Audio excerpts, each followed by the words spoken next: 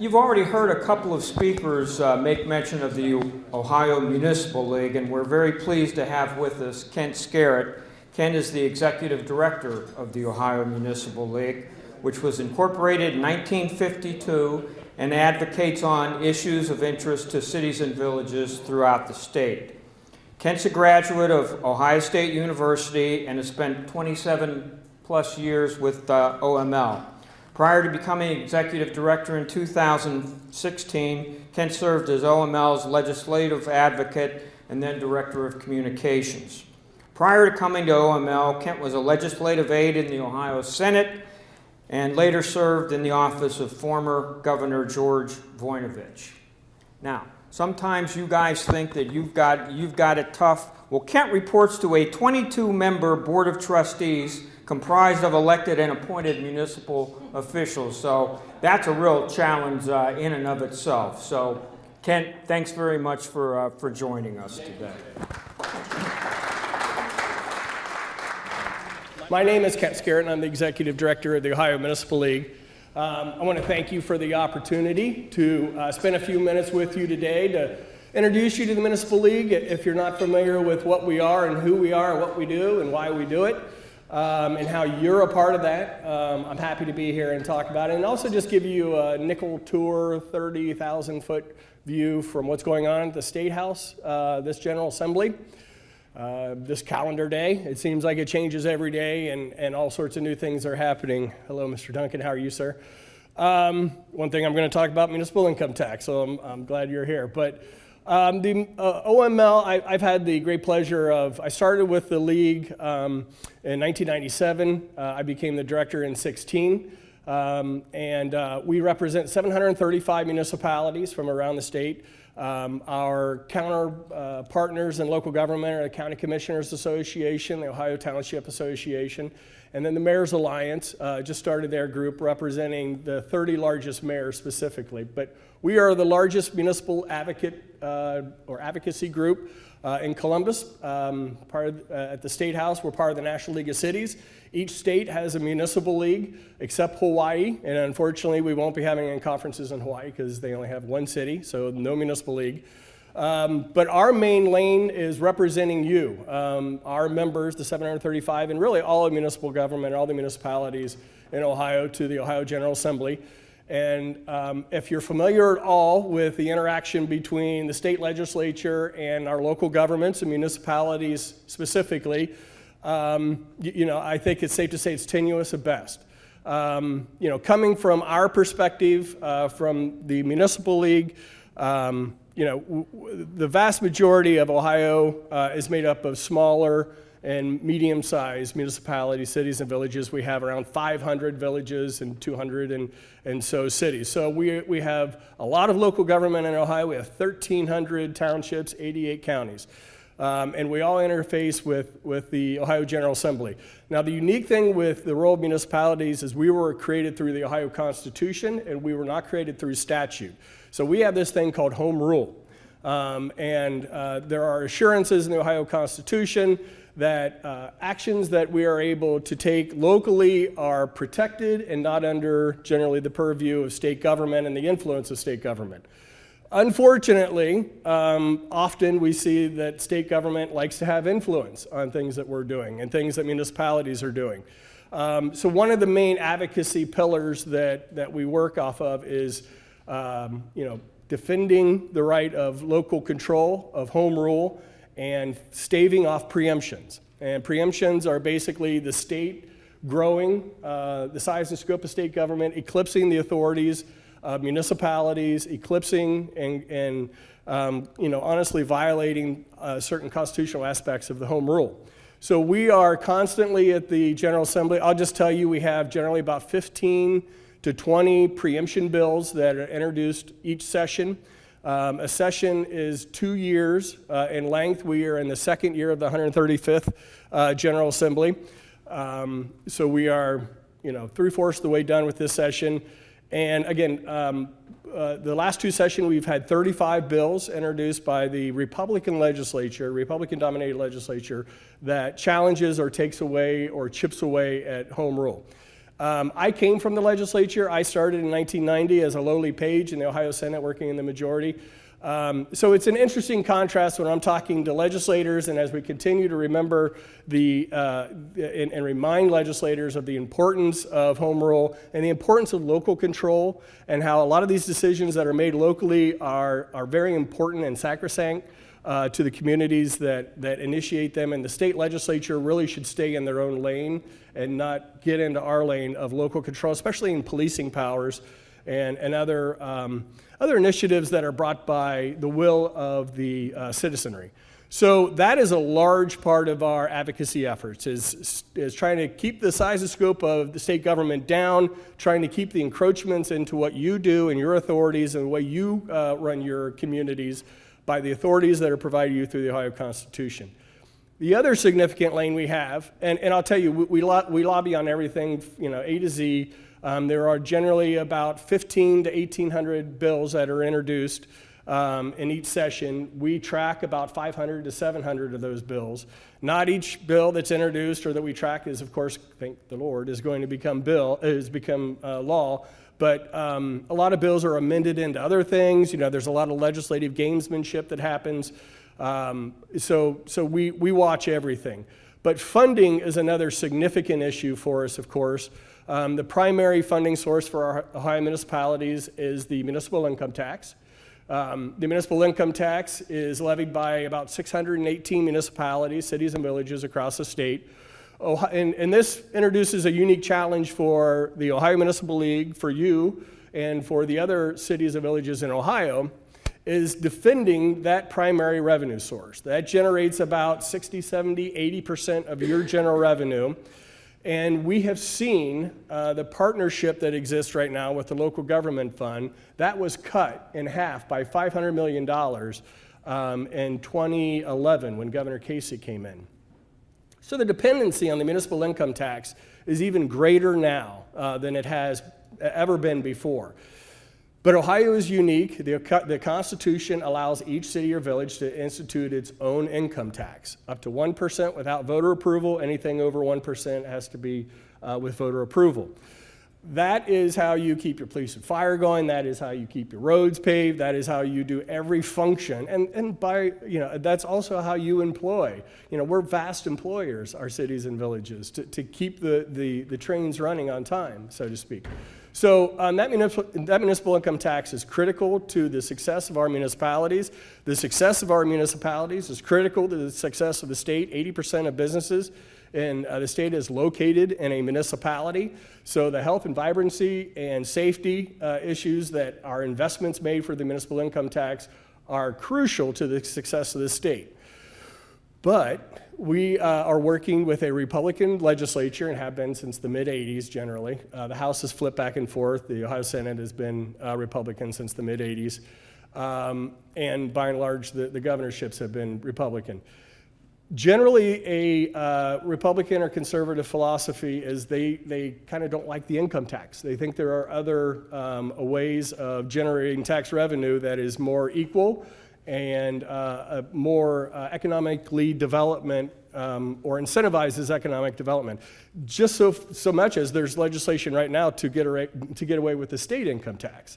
That's how much that the Ohio legislature wants to follow what a few other states have done and eliminate Ohio's income tax. And that's about $11 billion worth of revenue that they'd have to make up if they do that. But so the income tax is a burr in the saddle of many Republican legislators. And so they are, there have been legislation introduced to limit the municipal income tax to resident only. Right now, you know that non-residents and residents contribute to your community's municipal income tax if they work in your community for the preponderance of the day of the 20-day entrance rule. But there are always challenges. There's always legislation that degrades the effectiveness of the current structure of the revenue collection capabilities of the municipal income tax. There is a push, and there has been conversations to centralize the municipal income tax, to have the state collect all of the 618 municipalities' revenues that is generated by that local tax that is administered by your local community, go to Columbus and then be redistributed from Columbus back into our communities.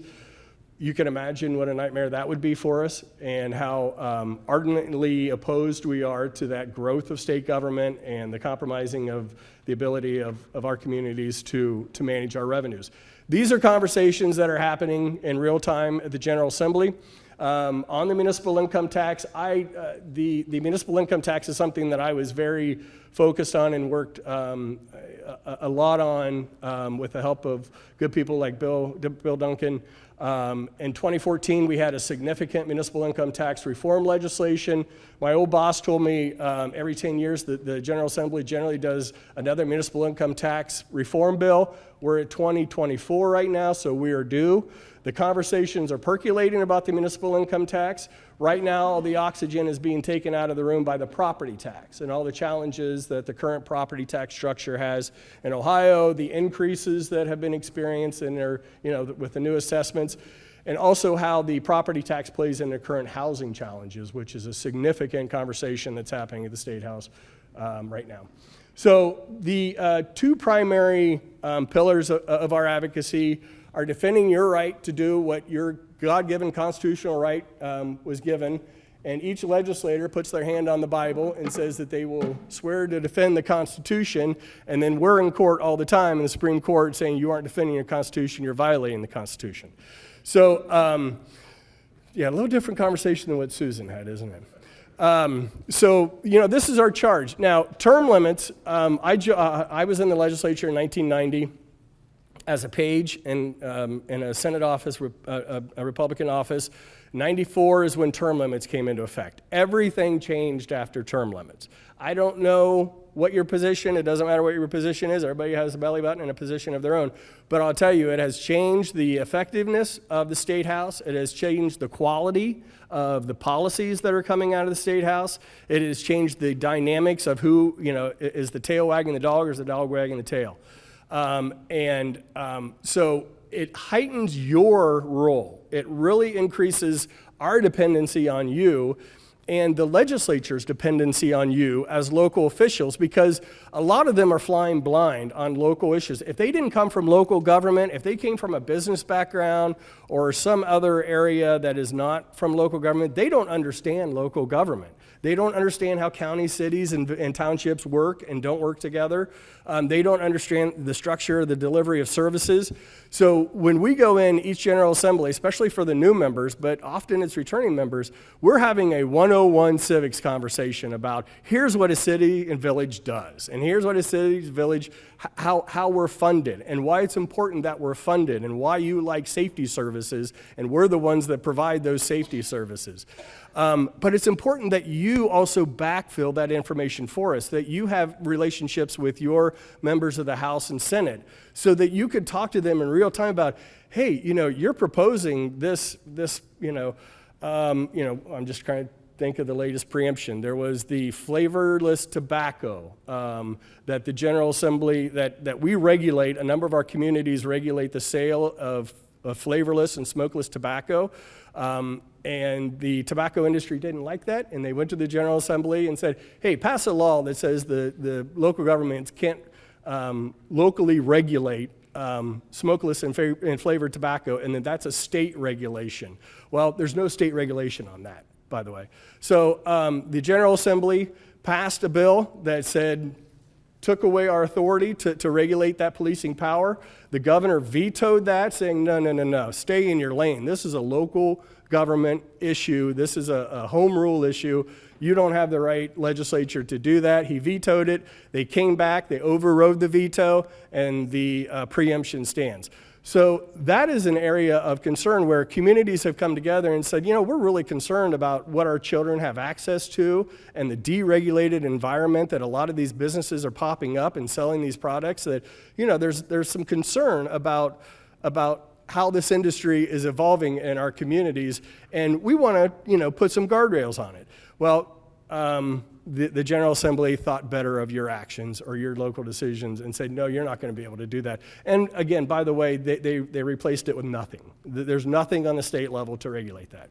So that's just an example where we need you to be talking to your members of the General Assembly about why some of their ideas, and before they become signed into law, we advocate every day. We're calling everybody. We're pushing all the buttons, but it really helps when the buttons are being pushed by their home communities, the local government officials, because you're the front lines and you're the ones that they have to go back and say, hey, support me when I want reelected, or put a sign out in your community. And to that end, we have built in with the Municipal League several kind of new platforms. We just keep trying to build and build and build with the Municipal League. One thing that we have created is the State House Academy.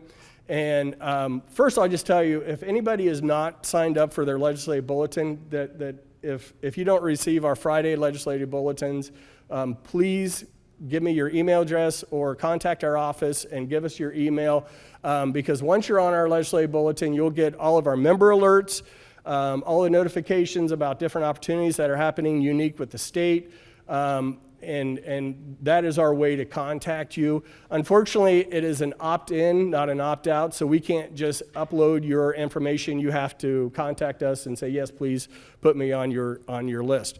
But through our Friday legislative bulletins, we cover everything that's happened that week legislatively. And we also cover things that are related to state government, a lot of grant opportunities, webinars that we provide our members. But we created the State House Academy, which is a $250 entry fee for each community. We have an enhanced lobbying initiative that we started with a group called the Montrose Group, which is a third-party lobbyist. So we go a deeper dive with our State House Academy members. We have special webinars when the legislature is in session and passing bills to give a deeper dive on what the impacts of legislation is, how you can be more of an advocate for these issues for your community and to your legislative delegation. And we just need to get our folks more granularly. Instead of just bringing the horse to water, we need the horse to actually really get into the race. So that's an opportunity. The State House Academy, and then the Leadership Academy is another program that we're developing that is going to, we need to, instead of banging our heads against the wall, we need to change the wall. So we are actively and going to become more active in recruiting municipal officials to run for the state legislature. You have great name IDs, you have great experience, you know the issues, you're obviously interested in public service. The Municipal League needs to bring more municipal officials to join the caucuses in these legislative bodies that are making these decisions, these state policies.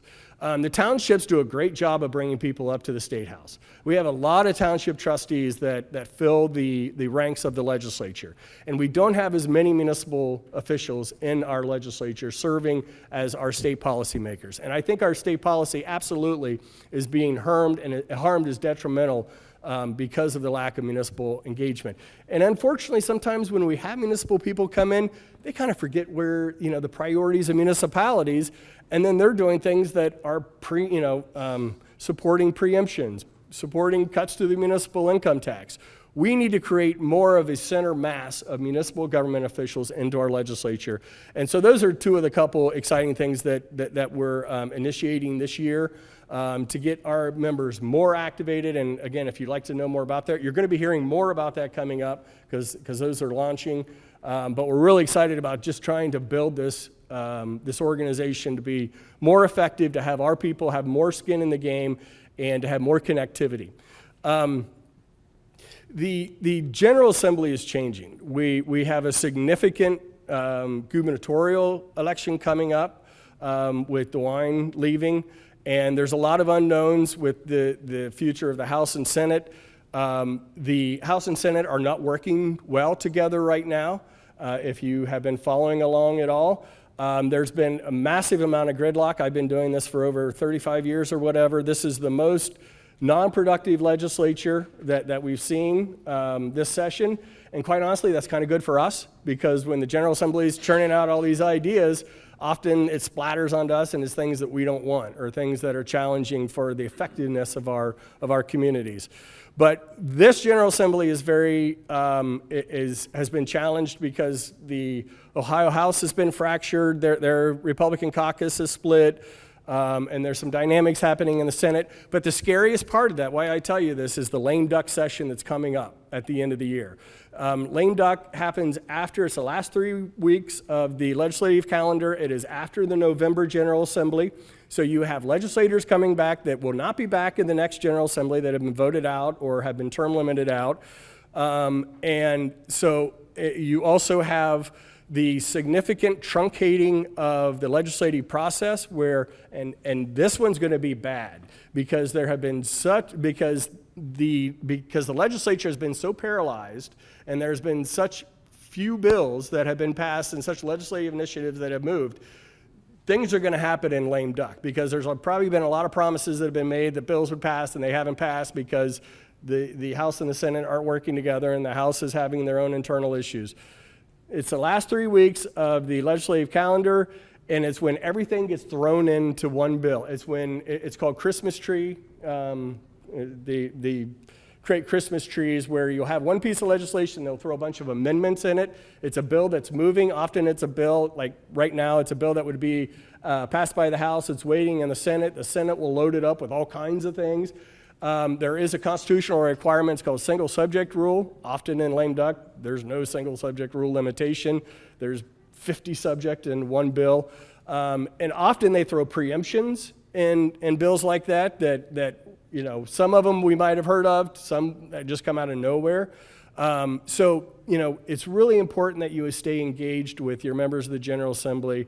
It's really important that you stay engaged if you're interested in some of the things that's coming out of the sausage factory we call the Ohio State House. That legislative bulletin is the #1 communication tool we have with you to activate you, to give you the tools to talk to your members of the General Assembly. Because again, term limits have completely made our legislators less effective on local government issues, more subject to the whims of groups that are impacted by regulations, and they say, oh, well, we just need to get rid of this regulation and everything will be good. So that is a quick tour. I'll tell you one bill that you may have heard of that I didn't mention that we're watching very closely. It's House Bill 296. It's the increase of the Ohio Police, the OP&F bill, Ohio Police and Fire Pension Bill. This is a second iteration. We had this bill reintroduced from last session. It died. It's been reintroduced. It would increase the employer contribution rate of fire to match the employer contribution rate for the pension fund of police to 24%. It's a significant cost to our employers across the board for this pension fund. We certainly value the work and the services of our first responders, but there are concerns about the internal workings of the pension fund itself, that if we keep investing our employer investments and increase our employer investment into a broken system, we're not going to fix the system. We're just going to drain our employers' resources. And our employers are you, and obviously the ability to please keep adequate numbers of police and fire on the streets as well as everything else. That conversation is happening in the Ohio House. It's had 5 hearings. In the House Retirement Committee. The bill has been introduced in the Ohio Senate, but it hasn't had any hearings yet. We don't think that this is going to be something, it could happen in lame duck, but we don't think it's something that's going to pop out in lame duck because of the significant cost to our cities and villages of this, what realistically is an unfunded mandate.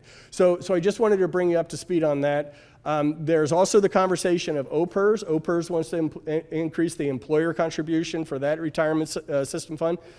The board has made the recommendation to the legislature, but there is no language, no legislative action that has been drawn up yet to increase the OPERS, only the OP&F.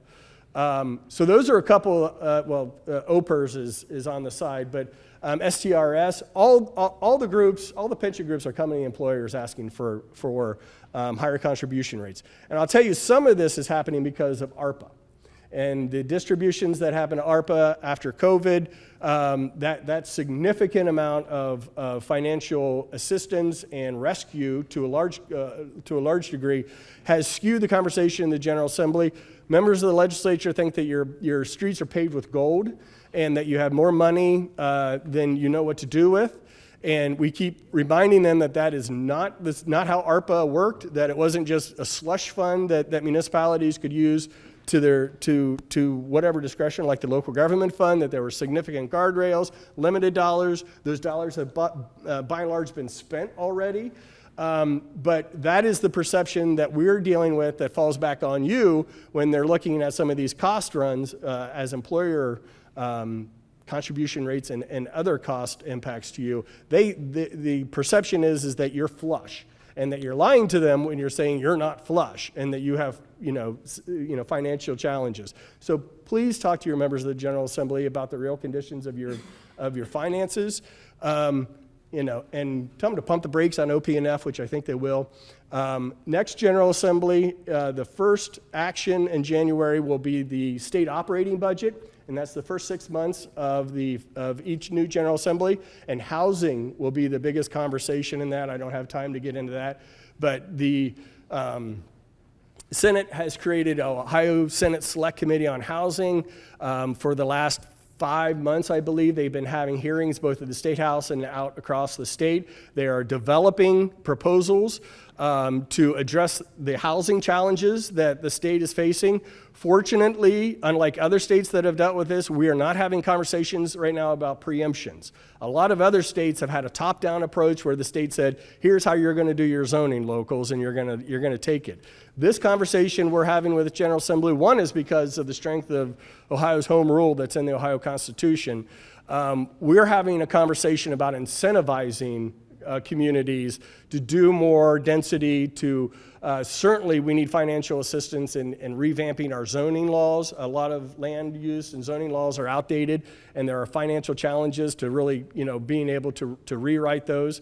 And of course, there's financial challenges that we're talking in General Assemblies about the infrastructure, above ground and below ground, to create more housing. We might have land, but we need help getting that infrastructure out to that land. And there's got to be this partnership between our communities and the state, and that's the conversation we're having right now. We're not having a bully conversation where the state's hitting us over the head saying, you're going to do this because we're preempting your ability to control local zoning decisions.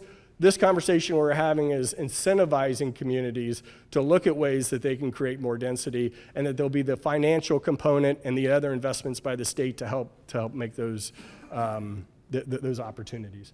I wanted to leave. There's so many things happening in the State House, so many areas I didn't cover. Are there any questions or anything that I didn't address? Yes, sir. What's the email address to get on the list to opt in, an email address to opt in? So it's just to our general email. You can send it to me, just our general email address. I can't even think what the general is, but mine is kscarrett@omlohio.org. It's my first initial, last name at omlohio.org. And please send me your email address and we will get you on our system. And if you have any questions about anything I talked about, didn't talk about, confused the heck out of you, wish Susan Wilkie was up here again, I understand. But please contact me. I really appreciate, one, your service to your communities, because it's difficult to get people to spend time to focus on the needs of their communities and to make that personal investment. So it's just wonderful to be with folks like you that care deeply about your community and are doing something about it. So thank you very much.